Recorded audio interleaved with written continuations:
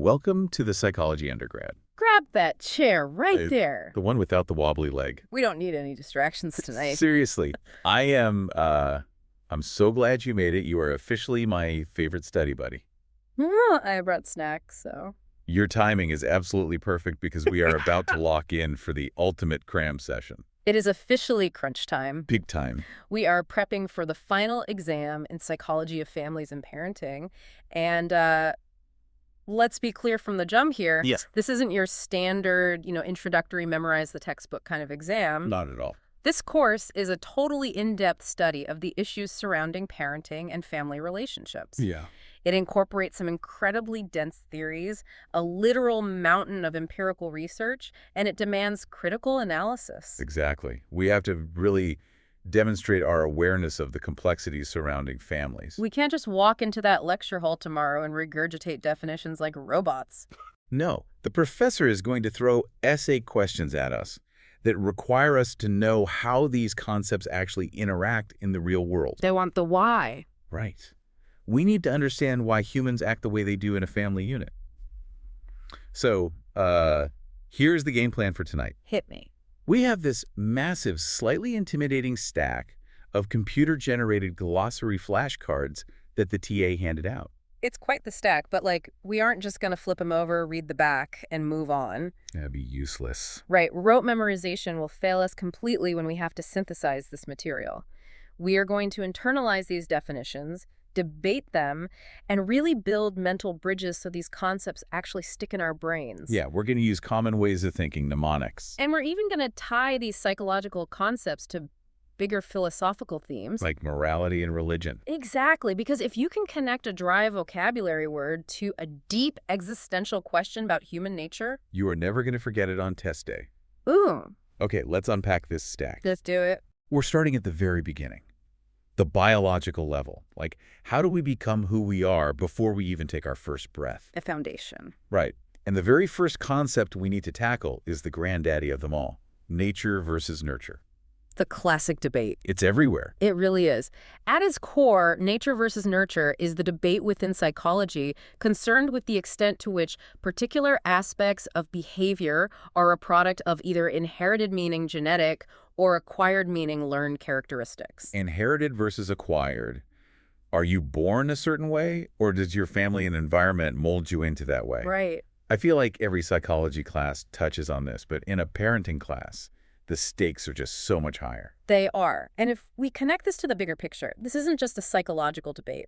It actually borders on some of the oldest theological debates in human history. Oh, totally. Think about the philosophical arguments surrounding predestination versus free will. Okay, yeah. If nature dictates our behavior, if we are biologically wired a certain way from the literal moment of conception, philosophers argue about how we can assign moral responsibility. Wait, expand on that. Like, if a child has a genetic predisposition toward intense aggression and they act aggressively, to what extent are they morally culpable versus just playing out their biological script? Oh, that is a heavy way to look at Yeah, it. it gets you thinking, right? It makes total sense, though. If nurture is everything, then our environment gives us the free will to learn, adapt, and change our moral compass. Right. But if nature is absolute, it feels a bit like biological predestination. We're just passengers in a meat suit following a genetic code. That is going to make a killer intro sentence for an essay question tomorrow. Oh, I'm writing that down. Okay, let's dig into the nature side first. We have some heavy genetic vocabulary to get through. Hit me with the first one. Allele. An allele is an alternative form of a gene 1 member of a pair that is located at a specific position on a specific chromosome. Right, so you get one from each parent, and that leads right into dominance. This is a tricky one. This is where I always get tripped up on the practice quizzes. The concept is that when the alleles of a pair are heterozygous, the phenotype of one trait may be dominant and the other recessive. Okay, textbook definition. Right. The dominant allele is expressed and the recessive allele is masked. But what exactly does that look like in human behavior? Let's break it down into plain English. Heterozygous just means the two alleles you inherited from your parents are different. Okay. Let's say One allele is for a risk-taking personality, and one is for a cautious personality. Got it. Dominance means that one of those traits wins out in how you actually act and present yourself to the world. That's your phenotype. So the dominant one takes over. Exactly. The dominant allele is the one that actually gets expressed, while the recessive one is just masked or hidden away. Okay, so if risk-taking is dominant, I'm going to be jumping out of airplanes, even though I secretly carry the gene for being cautious. Got it. Now, how do researchers actually find these genes? We have two terms here, molecular genetics and candidate gene. Read the definitions. Okay, molecular genetics is the subfield of psychology that studies the molecular structure and function of genes, specifically looking at DNA sequences. And candidate gene. A candidate gene is a specific DNA sequence in a chromosome region suspected of being involved in a particular disease or trait of interest. Man, those are incredibly dense definitions. Tell me about it. How are we going to remember the difference between the entire field of molecular genetics and a candidate gene on a multiple choice test? I've got an analogy for this. You know I love my library metaphors. Let's hear the library metaphor. Think of your entire genetic code as a massive, multi-story library. Okay. Molecular genetics is the study of the library itself. The structure of the bookshelves, how the books are organized, the overarching system of the DNA sequences. The big picture. Right. Now imagine you are looking for one very specific typo in one specific book on the 4th floor that you think is causing a major misunderstanding in the plot. Okay, I see where this is going. That specific typo you are hunting for, that is the candidate gene. You suspect it's involved in a particular disease or behavioral trait, and you are zeroing in on that exact sequence. That's a fantastic mental bridge. The library is molecular genetics. The suspected typo is the candidate gene. It works, right? It does. But finding that typo takes immense time and resources. And to keep your brain functioning while you search that library, you need neurotransmitters. Oh, right. These are the chemical messengers that carry, boost, and modulate signals between neurons and other cells in the body. To stick with the library analogy, neurotransmitters are the frantic librarians running messages back and forth between the different departments. Boosting the signals so the whole body knows what's going on. Exactly. Yeah. Dopamine, serotonin, all the heavy hitters. Right. Now, because hunting for a single candidate gene is so difficult, how do researchers figure out the macro-level effects of nature versus nurture? Good question. How do they know if a behavior is genetic or environmental without reading every single book in the library? Twin studies. Yes. This brings us to the ultimate sandbox for developmental psychologists. We need to clearly differentiate between monozygotic twins and dizygotic twins. Okay, monozygotic twins are what we commonly call identical twins. They develop from a single fertilized ovum, a single egg that splits in the early stages of mitosis to produce two individuals who carry exactly the same complement of genes. They are genetic clones. And dizygotic twins are fraternal twins. They develop from two separate ova fertilized by two separate sperm. So they're just like regular siblings. Right. They're genetically as much alike as ordinary full siblings born years apart, with each individual inheriting a random half of each parent's genes. The mnemonic here is all in the prefixes. Oh, for sure. Mono means one. One single egg splitting. Monozygotic twins share 100% of their DNA. And di means two. Two distinct eggs fertilized by two distinct sperm. They share about 50% of their segregating genes. Well, wait, I have a genuine question here that always bugs me. What's that?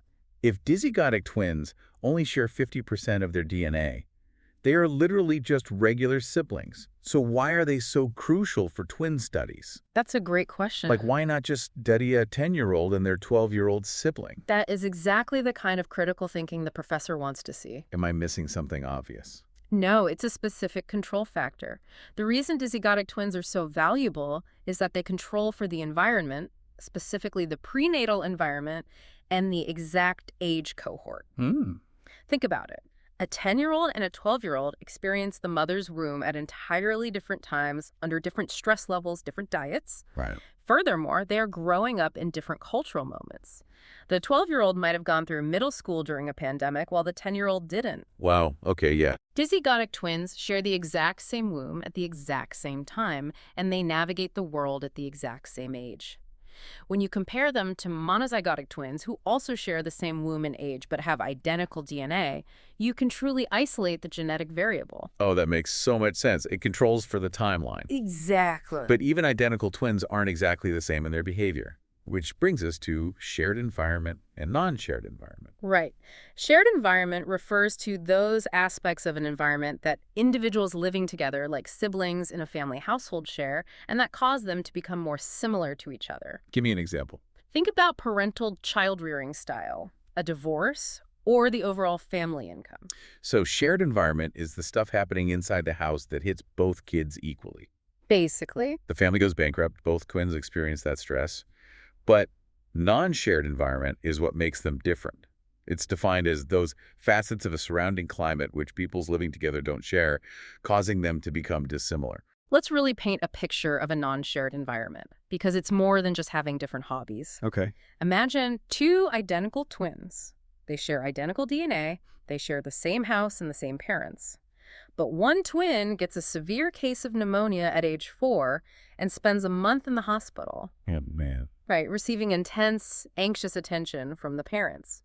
The other twin stays home with a babysitter. So their experiences completely diverge. Exactly. Or one twin is ruthlessly bullied by a specific teacher in the 3rd grade, while the other twin is in a different classroom with a deeply supportive teacher. That's huge. Those are profound, non-shared environmental factors that can completely alter the developmental trajectory of identical genetic clones. That is wild to think about. Okay. A single bad teacher is a non-shared environment. It really is. And to untangle all of this, researchers use specific study designs. We need to know the difference between a child-based design and a parent-based design. It all comes down to who the twins are in the study. In a child-based design, the children are the twins or siblings being studied, and the focus is on how the genetic influences of the children influence how they're treated by their parents. Okay, so if the kids are the twins, we are looking up at the parents. How do the kids' genes make the parents react? Spot on. Contrast that with a parent-based design. In this design, the parents are the twins or siblings. The focus is on the influence of the parents' genes on how they parent their children. Exactly. If the parents are the identical twins, we're looking down at the kids. How does the parents' biological blueprint dictate their parenting style across 2 different households? That's fascinating. What's fascinating here is that all of this completely blurs the line between nature and nurture. They aren't 2 separate buckets sitting in a vacuum. Right. Our genes actually shape our environment, and our environment shapes the expression of our genes. It's a constant, lifelong dance. And the professor spent a whole lecture on how that dance works, which means we need to master the 3 types of gene-environment correlations. I actually came up with a mnemonic for this one to help us remember the 3 types. PEA, PEA, passive, evocative, active, like a pea in a pod. Let's run through them because this is guaranteed to be an essay question. For sure. First up, the P-passive genetic environment correlation. This occurs when children passively inherit from their parents' family environments that are strongly correlated with their own genetic propensities. Think of a kid who is naturally genetically predisposed to be musically gifted. Because they got those genes from their parents are probably also highly musical. Right. So the kid passively inherits a house full of guitars, pianos, and sheet music. The environment perfectly matches the genes, but the kid didn't have to do anything to make it happen. They just existed. It was passive.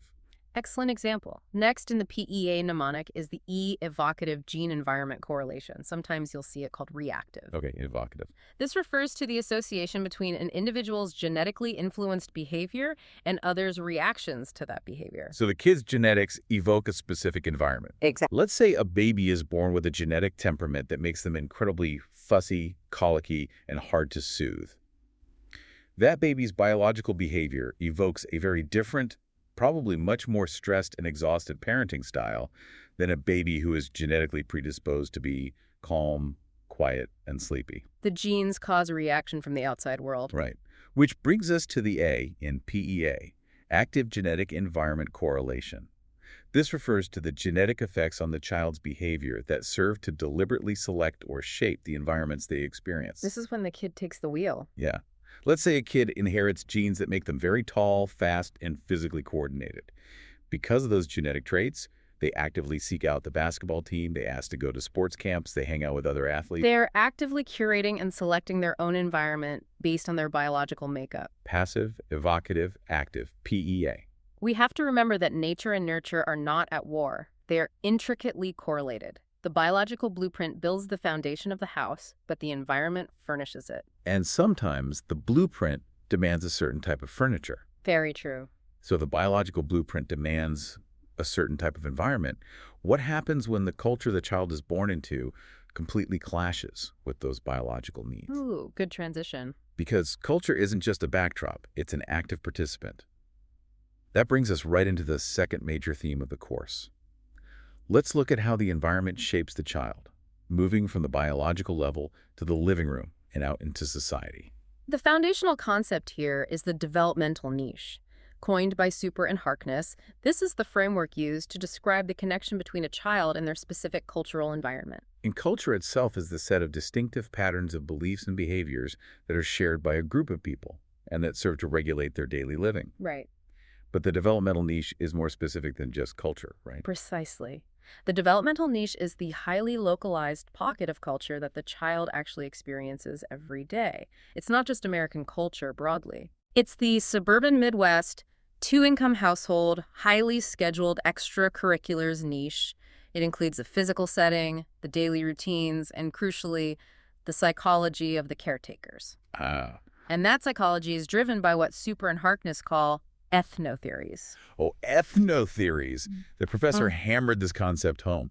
An ethnotheory is a parental cultural belief system. Yeah. It is the underlying, often invisible cultural belief about what makes a good parent or a successful child. It is the invisible script that parents follow without even realizing they are following a script. Give me an example of that. Think about the intense debates over infant sleep. In some cultures, the ethnotheory is that children need fierce independence from day one, so the right way to parent is to put the baby in a separate room and use sleep training methods so they learn to self-soothe. Right, very Western. In many other cultures across the globe, the ethnotheory is that a baby requires constant physical proximity for security, making co-sleeping the only logical and good choice. And because that script is invisible to the people living inside it, it leads directly to a massive psychological trap. Ethnocentrism. Yes. Sociologists define ethnocentrism as the belief in the inherent superiority of one's own ethnic group or culture, and the tendency to view alien groups or cultures from the perspective of one's own. This is where developmental psychology really brushes up against philosophy and morality. How so? The danger here, from an academic standpoint, is that when we view our own cultural ethnotheories as the objective universal truth, we start judging other parenting styles not just as different, but as moral failings. We see this play out constantly. Think about a playground in a diverse metropolitan city. The playground is a battlefield of ethnotheories. Seriously, you might have one parent whose cultural background emphasizes extreme self-reliance, so they let their toddler climb up the massive slide alone to learn boundaries. Right. Another parent whose ethnotheory emphasizes close physical protection and hovering supervision sees that and judges the first parent as neglectful, lazy, or objectively bad. It's pure ethnocentrism. They are judging an alien culture's parenting from the perspective of their own, assuming their way is inherently morally superior. Exactly. And it's not just macro-level cultural differences like nationality or religion that dictate this. It's also deeply influenced by social and economic context. Okay, socioeconomic status. Right. We have to understand socioeconomic status, or SES. SES is an economic and sociological combined total measure of a person's work experience and of an individual's or family's economic and social position relative to others. It's based on income, education, and occupation, the big three. Yep. And SES strongly predicts homogamy. Homogamy is the similarity between individuals that arises when both individuals come from the same broader social context defined by socioeconomic status, culture, ethnicity, and other factors. Simply put, birds of a feather flock together. Yeah. People tend to partner with, live near, and raise children alongside people who share their exact SES and cultural background. Which just creates a massive echo chamber. Exactly. It reinforces their specific developmental niche and strengthens those ethnotheories because everyone around them is doing the exact same thing. And one of the biggest dividing lines in those cultural ethnotheories is the spectrum between a collectivist society versus individualism. Right. A collectivist society focuses on the priorities of the group and not the individual. People identify themselves with the goals of the group much more so than their own personal goals. This is a prime spot to weave in some academic theory regarding religion for the exam. Oh, good call. Many major world religions advocate for deeply collectivist values. Theological frameworks often prioritize sacrificing your own individual desires for the good of the congregation, the community, or the family unit. Yeah, moral virtue is defined by serving the group. Precisely. But modern Western parenting often pushes extreme individualism. The entire goal of Western parenting is often the child's unique self-expression, their personal achievements, their individual happiness, and their eventual independence. Right. So if you have a family trying to navigate a collectivist religious tradition within a highly individualistic Western society, you're going to see immense psychological tension in their parenting strategies. They are torn between two worlds. The parents are torn between two completely different moral frameworks of what a good child looks like. That is such a nuanced point. It demonstrates that we understand the deep complexities of the developmental niche. Thanks. Let's zoom back in from the broad cultural level to the very early childhood inputs that shape physical and cognitive development. Okay, we need to define teratogens. A teratogen is anything that can disrupt the development of an embryo or fetus in a pregnant mother's womb. A teratogen may cause a birth defect, malformation, or terminate the pregnancy altogether. We can't just gloss over this. To understand why developmental psychologists study environmental factors so rigorously, we have to look at history. You mean like the thalidomide tragedy? Exactly. The thalidomide tragedy in the late 1950s and early 60s. Thalidomide was a drug marketed as a mild sleeping pill and a cure for morning sickness for pregnant women. And it was deemed totally safe. It was deemed completely safe. But it was a severe teratogen. It crashed into the biological blueprint, resulting in thousands of babies born with severe limb malformations. That is just awful. It completely changed the medical landscape and how we view the permeability of the womb. It proved that the prenatal environment is incredibly vulnerable to external inputs. Wow. Okay, so from the moment of conception, the environment is already interfering with the blueprint. Yes. And once the baby's actually born, the very first assessment they face in that new environment is the APGAR score. Right, the APGAR. This is a quick test performed on a baby at 1 and 5 minutes after birth. The 1-minute score determines how well the baby tolerated the birthing process. The 5-minute score tells the doctor how well the baby's doing outside the mother's womb. The timing is crucial here. Do you have a way to remember what each minute represents? I do. I always remember that 1 minute is about the journey and 5 minutes is about the destination. I like that. At 1 minute, the doctors are checking if the baby survived the sheer physical trauma of the birthing process itself. Right. Did they handle the journey? Right. At 5 minutes, it's about checking if they are adapting to their new environment outside the womb. Are their lungs working? Are they ready for the destination? Journey and destination. Very memorable. Now, as they develop in that new environment, they have to learn to communicate.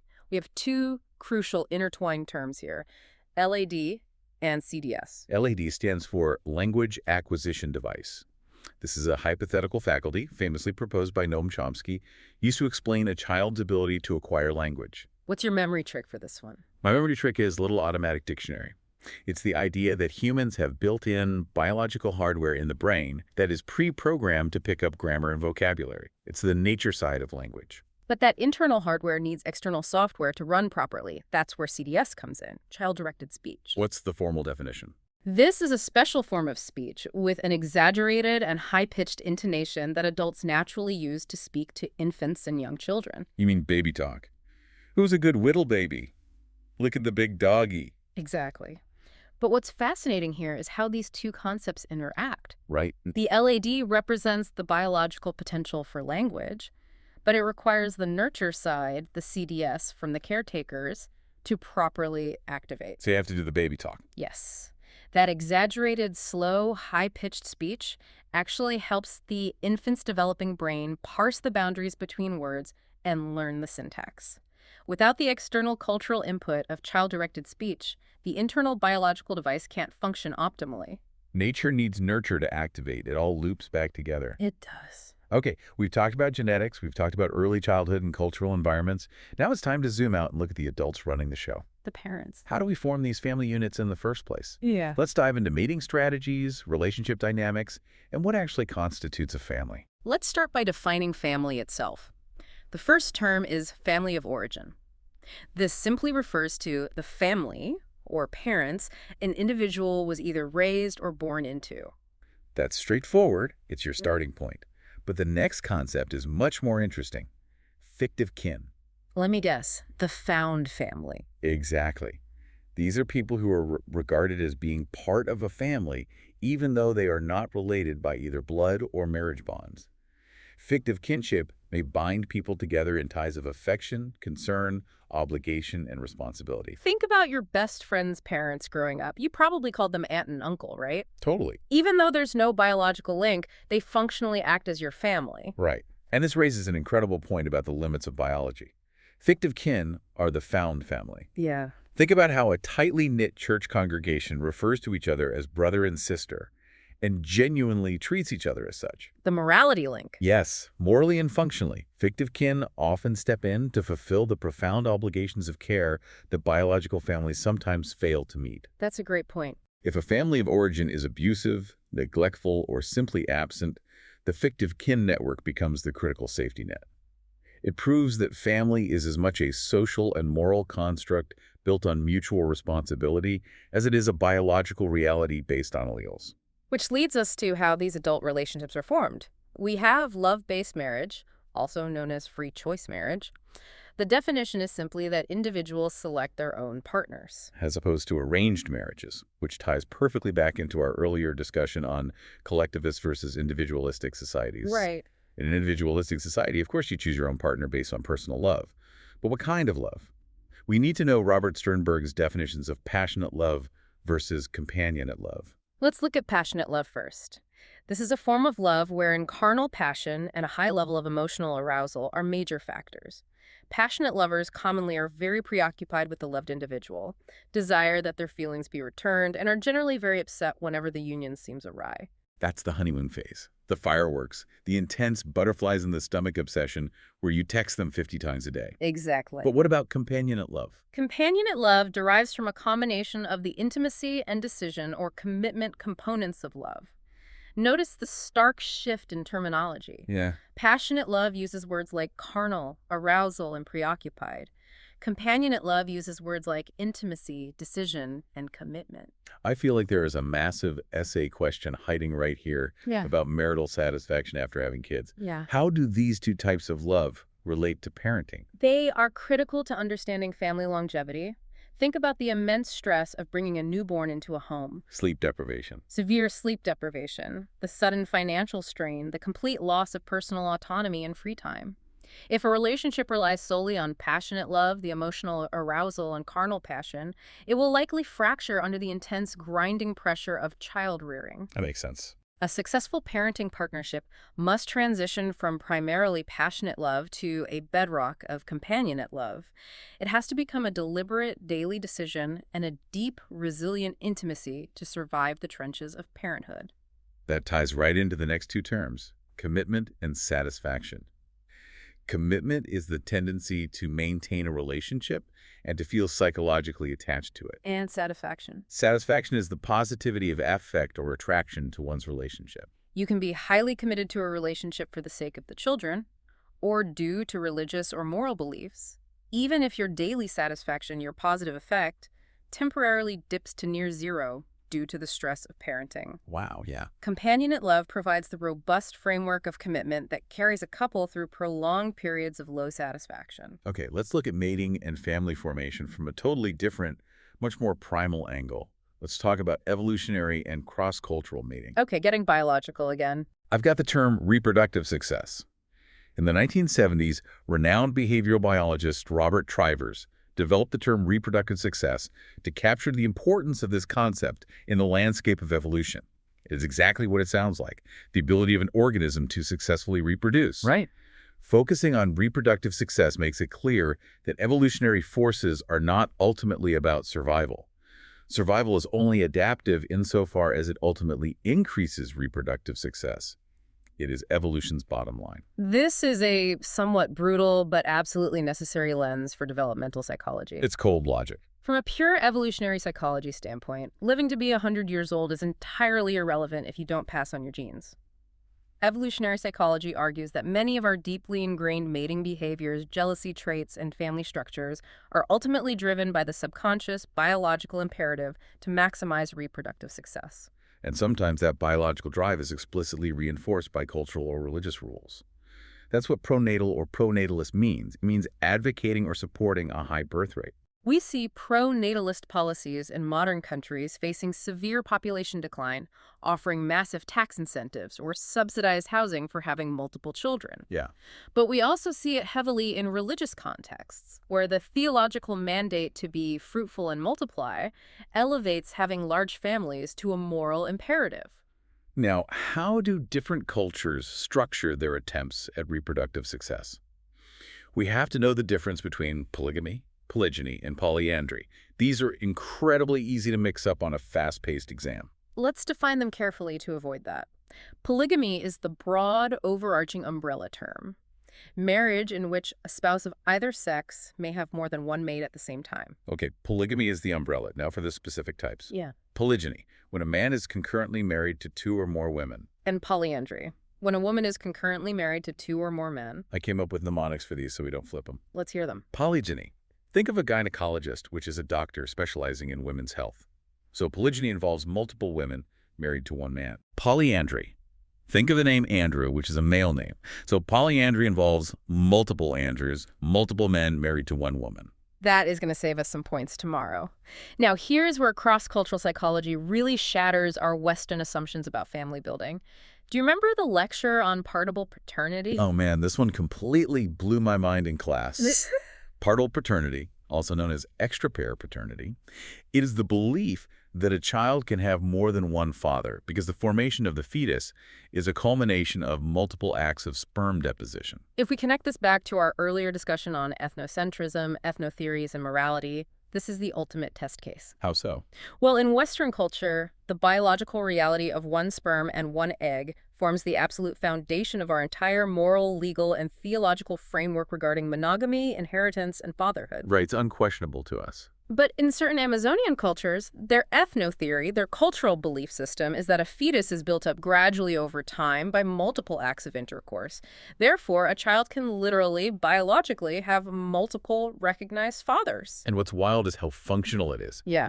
It radically challenges Western frameworks, but within their specific developmental niche, it ensures the child has multiple adult males who all share the responsibility of providing food and protection for that child. Exactly. It increases the child's chance of survival in a harsh environment.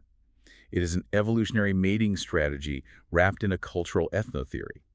To us, it sounds scientifically incorrect based on our molecular genetics, but to them, it is the moral and logical way to raise a child. Brilliantly stated. It highlights how deeply social construction influences what a culture considers a normal family structure. Right. But what happens when one culture uses its ethnocentrism and power to violently disrupt another culture's developmental niche? That brings us to a very dark part of family intervention history, the 60s scoop. The 1960s are often referred to as the beginning and most culturally offensive period of this type of family intervention. During this time period, First Nations and Indigenous children were not only removed from their communities, but were often placed in non-Indigenous homes outside the country. As such, this period is referred to as the 60s scoop. This was a profound and systemic moral failing. The government, operating under the deeply ethnocentric belief that Western, white, middle-class family structures and individualistic ethnotheories were inherently superior, forcefully removed Indigenous children from their loving families. That's heartbreaking. They actively destroyed the children's developmental niche, severing their ties to their culture, language, and extended fictive kin networks. It's the ultimate example of the sheer danger of ethnocentrism. The authorities likely thought they were doing a good thing based on their own cultural script, but it resulted in generations of severe trauma, which is why the final concept in this section is so critical: relational reconciliation. This simply means finding a way to heal broken relationships. But in this context, it is anything but simple. After immense systemic tragedies like the 60s scoop, psychology and social work cannot just be about studying the trauma from afar. There has to be a robust methodology for relational reconciliation. What does that look like? It involves acknowledging the historical harm, healing the broken trust between Indigenous communities and the state, and finding ways to support the rebuilding of their culturally specific family structures. Okay. Take a deep breath. That was a heavy section, but a really important one. We've covered the biological blueprint, the cultural cradle, and the complexities of mating and family formation. Now, we are moving into the final stretch, section 4, the science of it all. Right, We yeah. know the theories. But how do psychologists actually study all of this? How do they gather the data? We need to master research methods and stats. This is where a lot of people fail the exam. We need to slow down and really understand these methodologies. Let's frame this entire section around a mock study. Imagine we are designing a massive research project on toddler screen time and aggression. Okay, I love that. Every term we hit, let's apply it to our study. Toddlers and iPads. Let's start with the overarching philosophy of our research. First term is social construction, also known as constructivism. This is the position, mainly associated with postmodernism, that any supposed knowledge of reality is in fact a construct of language, culture, and society, having no objective or universal validity. So, applied to our study, a constructivist would argue that toddler aggression isn't an objective biological fact like a heart rate. It is a social construct. What one culture calls aggression, like a toddler yelling, another culture might call healthy self-advocacy. We are building the concept of aggression using our specific cultural biases. And closely related to that is symbolic interactionism. In a theory, the human interaction and communication is facilitated by words, gestures, and other symbols that have acquired conventionalized meanings. When the toddler throws the iPad, that action has a symbolic meaning that the parents react to based on their cultural script. Exactly.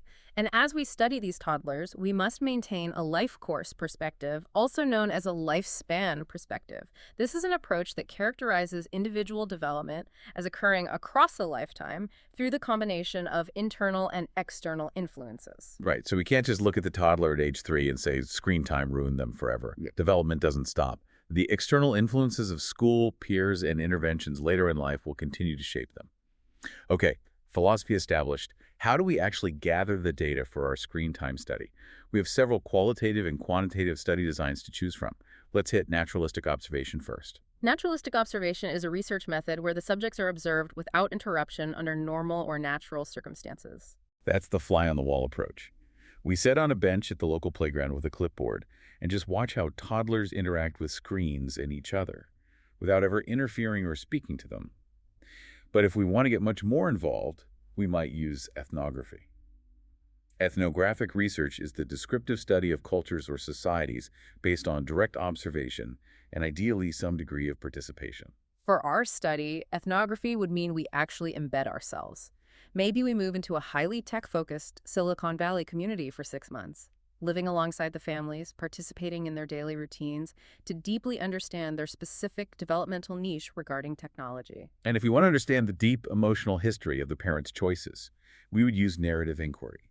This is a methodology for narratively inquiring into experience, allowing for the intimate study of individuals' experiences over time and in context. We would sit down and ask the parents to tell us the entire story of their relationship with screens, from their own childhood to how they decided to introduce the iPad to their baby. Those are highly qualitative. But what if we want to run an experiment? We might use quasi-experimental designs. A quasi-experiment uses specific experimental methods, but does not randomize subjects. So we want to compare screen time limits, but we can't ethically lock 50 randomly assigned toddlers in a room with iPads and 50 in a room with wooden blocks. Instead, we use pre-existing groups. We compare a tech-heavy public daycare to a strict screen-free Waldorf preschool. We have a control group and an experimental group, but we didn't randomly assign the kids. The parents already chose those schools. That makes it quasi-experimental. Exactly. Or perhaps we don't collect our own data at all. We could rely on secondary analysis. This is collecting and processing data gathered by people other than the researcher in question, like census data or large national health surveys. We could just download the CDC's massive data set on pediatric screen time and run our own analysis on it. And if we decide to interview the parents ourselves, we'll likely use a semi-structured interview. The defining characteristic here is that they have a flexible and fluid structure, unlike structured interviews, which contain a rigid sequence of questions. In a semi-structured interview for our study, we have a list of topics: sleep, tantrums, iPad usage. But if a parent starts telling a fascinating story about how their child learned a second language from a tablet, we let the conversation flow naturally in that direction. We aren't rigidly tied to a script. Okay, we have our design. Now we have to define our variables clearly, so the scientific community takes us seriously. This requires an operational definition. An operational definition specifies exactly how to measure or detect something observable. This is crucial. We can't just say we are studying screen time and aggression. Those are too vague. We need an operational definition. We might operationally define screen time as the total number of minutes per day a child spends actively looking at a glowing screen, as reported by parental tracking apps. We might define aggression as the number of times a child physically hits, bites, or kicks a peer within a 60-minute observation period. It turns a fuzzy concept into a hard, measurable number. And the variable we are testing, the outcome we care about, is the dependent variable. In our study, the dependent variable is the toddler's aggression. The independent variable is the screen time. We're seeing if the aggression depends on the screen time. But some things in psychology are incredibly hard to measure directly. What if we want to measure the parent's guilt regarding screen time? You can't put a thermometer in someone's brain to measure guilt. That brings us to manifest constructs and latent variables. A latent variable is an unobserved variable. Parental guilt is latent. We can't see it. So we measure it using manifest constructs, which are observed variables, most often corresponding to specific questionnaire items. Right, so we give the parents a survey. The manifest constructs are the actual questions. On a scale of 1 to 10, how often do you lie to your pediatrician about your child's screen time? Or how often do you feel anxious when handing your child a tablet? The tangible answers to those manifest questions help us statistically measure the invisible, latent concept of guilt. And when we crunch all those numbers, we look for covariates. A covariate is any of two or more random variables exhibiting correlated variation. If we notice that as screen time goes up, sugar consumption also consistently goes up, those two things are covariates. They move together. Now, who are we actually testing? We have to talk about sampling methods. The first is convenience sampling. This is simply when the researcher uses any subjects that are available and accessible to participate in the study. If we are lazy researchers, we just walk into the campus daycare center where we are undergrads and use the professor's kids. It's convenient, but it's terrible science because it's not representative of the whole country. Alternatively, we could use purposive sampling. This is when the researcher consciously selects specific subjects for inclusion in order to ensure they have certain characteristics relevant to the study. So if we want to study the extreme high end of tech exposure, we specifically, purposefully seek out high-level software engineers in Silicon Valley and ask to study their toddlers. We are zeroing in on a target group for a specific purpose. Okay, next card. Let's define, read the card for non-random samples. Let's make sure we have the exact wording. Okay, non-random sample. A random sample is a subset of individuals that are randomly selected from a population. Because researchers usually cannot obtain data from every single person in a group, a smaller portion is randomly selected to represent the entire group as a whole. Oh, wait a minute. The flashcard for non-random sample literally just gives the exact definition for a random sample. That's a massive copy-paste error in the TA's computer-generated stack. Oh my gosh, you're right. A random sample is a subset. It's defining the exact opposite of the bolded term. Okay, mark a giant red X on that card. Let's clarify this right now so we don't fail a trick question tomorrow. Let's lock it in. A random sample, which is what the text on that flawed card is actually describing, means every single person in the population has a mathematically equal chance of being selected. It's like putting the name of every toddler in America into a giant hat and pulling out 500 names. The goal is to get a perfectly unbiased, representative slice of the group. Got it. And a non-random sample is of what we just talked about, with convenience or purposive sampling. Not everyone has an equal chance. The researcher is either picking who is easiest to reach or picking specific people who meet a certain criteria. Good catch. If we had just blindly memorized that card, we would have bombed. Okay, moving on to validity, reliability, and biases, the pitfalls that can destroy our screen time study. First, reliability. This is the ability to reproduce the results again and again as required. If we use our aggression observation scale on Monday and count 5 hits, and use the exact same scale on Tuesday in the exact same conditions and count 5 hits, our measurement tool is reliable. It's consistent. But is it valid? Internal validity asks the extent to which a study actually evaluates the intended hypotheses. Are we actually measuring toddler aggression, or is our operational definition flawed, and we are actually just measuring how tired the toddlers are? If our tool is measuring exhaustion instead of true aggression, it lacks internal validity. And if our study is both reliable and internally valid, we hope it is generalizable.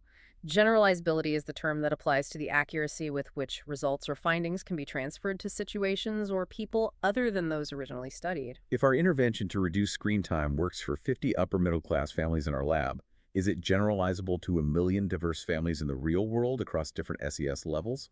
If not, its usefulness is severely limited. To make sure our findings are robust and not just a fluke, researchers use triangulation. This is the procedure involved in confirming a hypothesis by gathering proofs from many sources or methods. We don't just rely on the parent survey. We triangulate the truth. Yeah. We use the parent survey, plus our own naturalistic observation at the playground, plus a semi-structured interview with the daycare teachers.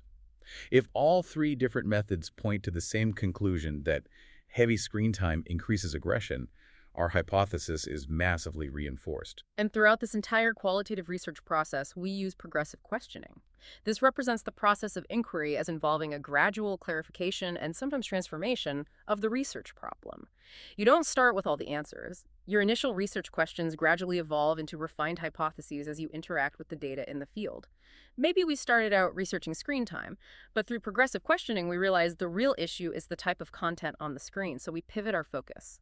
But even with all these tools, we have to constantly watch out for the 4 big biases that can ruin our data. Let's hit them. First, selection bias. This is bias in selecting participants, occurring when selecting specially motivated participants or with non-random assignment. If we put up a flyer asking parents to join a toddler screen time study who is going to volunteer, only parents who are already deeply anxious and highly motivated regarding screen time, the parents who let their kids watch 8 hours of YouTube a day, aren't volunteering for a university study, our selection is biased and our data will be skewed. Second is the cohort effect. This is the effect that having been born in a certain time period has on the development of a particular group. We can't compare the screen time habits of a 10-year-old today to a 10-year-old from 1995 without accounting for the massive cohort effect of growing up with ubiquitous smartphones and Wi-Fi. The generational context changes everything. Third is the third variable problem. This is when an unmeasured third variable affects both measured variables, causing them to appear correlated, even though neither variable causes the other. My favorite classic example, ice cream sales and shark attacks are highly correlated. Does eating ice cream cause sharks to attack? No. The third variable is summer heat. People go to the beach, so they eat ice cream, and they swim in the ocean, where sharks are. Applied to our study, we find a strong correlation between high screen time and high toddler aggression. Does the iPad cause the aggression? Maybe not. The third variable could be severe parental stress. A highly stressed parent might use the iPad as a babysitter more often, and that same parental stress creates a chaotic home environment that causes the toddler to act aggressively. The third variable is pulling the strings. That is exactly what we have to watch out for. And the fourth bias is the ceiling effect. This occurs when a measure possesses a distinct upper limit for potential responses, and a large concentration of participants score at or near this limit. If we give a survey asking parents, do you love your child? 99.9% of them will check. Yes, we hit the ceiling effect. The question is useless for measuring nuanced differences in parent-child attachment because everyone is clustered at the maximum score. It's too easy. Finally, we have a few advanced statistical tools to help clean up all these messy biases. Blind analysis is a study or interpretation of data without specific knowledge or previous information about the topic being examined. To prevent our own biases from skewing the results, we hand our raw data to a statistician who doesn't even know we are studying screen time. They just look at the pure numbers to see if there is a real mathematical relationship, completely blind to our hypothesis. We also look at the effect size.